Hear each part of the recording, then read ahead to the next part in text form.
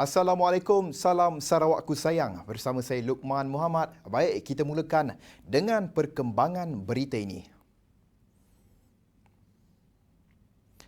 Menteri Muda Pendidikan, Sains dan Penyelidikan Teknologi Dr. Anwar Rapai menyeru kepada semua rakyat Sarawak untuk terus mematuhi prosedur operasi standard SOP berikutan peningkatan kes yang semakin membimbangkan menjadikan Sarawak kini sedang menghadapi gelombang kedua COVID-19.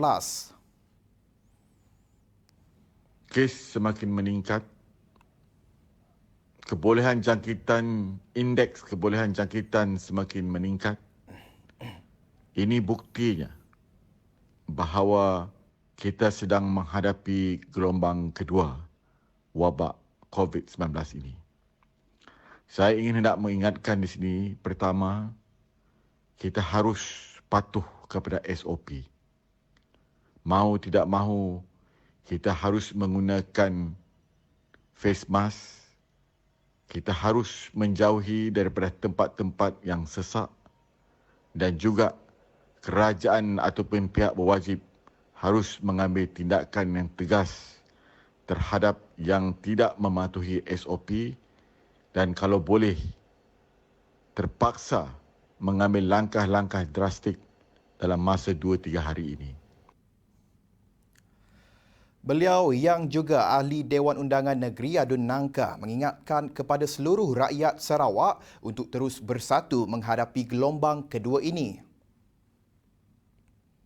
Dan kepada seluruh rakyat negeri Sarawak, khususnya bahawa kita harus bersatu menghadapi gelombang ini dan kita akan berjaya jika kita sama-sama bertanggungjawab, baiknya pihak kerajaan, pihak berkuasa ataupun masyarakat umum.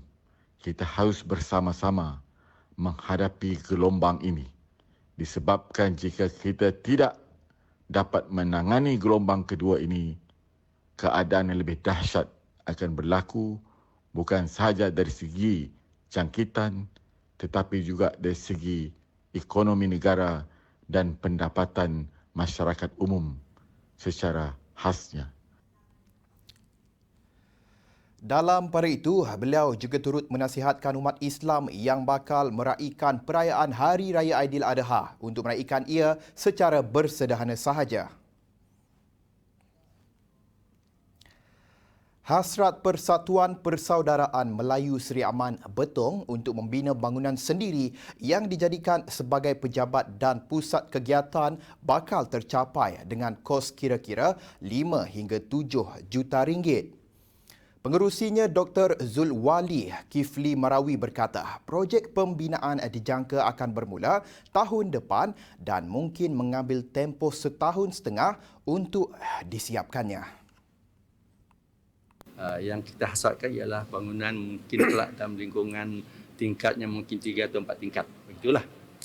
Dan adalah fasiliti-fasiliti yang kita boleh syawarkan sama ada untuk jadi kafeteria dan sebagainya daripada ofis dan sebagainya. Atau tempat pemersyarat, tempat berkursus, seminar dan sebagainya lah.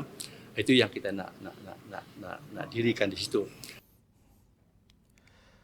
Beliau berkata demikian ketika ditemui media selepas mengadakan kunjungan hormat kepada Ketua Menteri Datuk Patinggi Abang Zuhari Tun Abang Haji Openg di pejabatnya hari ini. Tambah beliau, kerajaan negeri juga telah mengenal pasti dan meluluskan sebidang tanah seluas hampir setengah ekar di tengah Bandar Seri Aman untuk tujuan itu.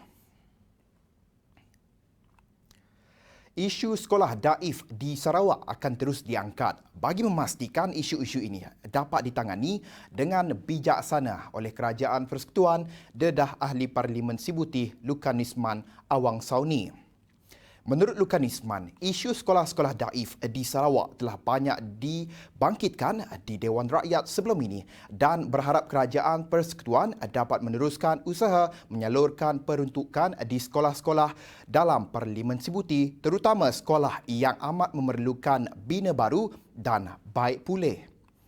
Sementara itu, sebanyak 42 buah sekolah di kawasan Parlimen Sibuti menerima peruntukan MRP dengan jumlah keseluruhan peruntukan sebanyak RM152,000.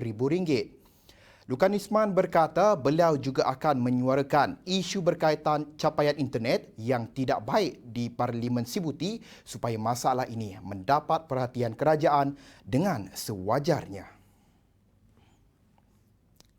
Baik, sekian itu sahaja untuk waktu ini. Teruskan kesetiaan anda bersama kami. Saya Luqman Muhammad. Salam Ibu Pertiwiku.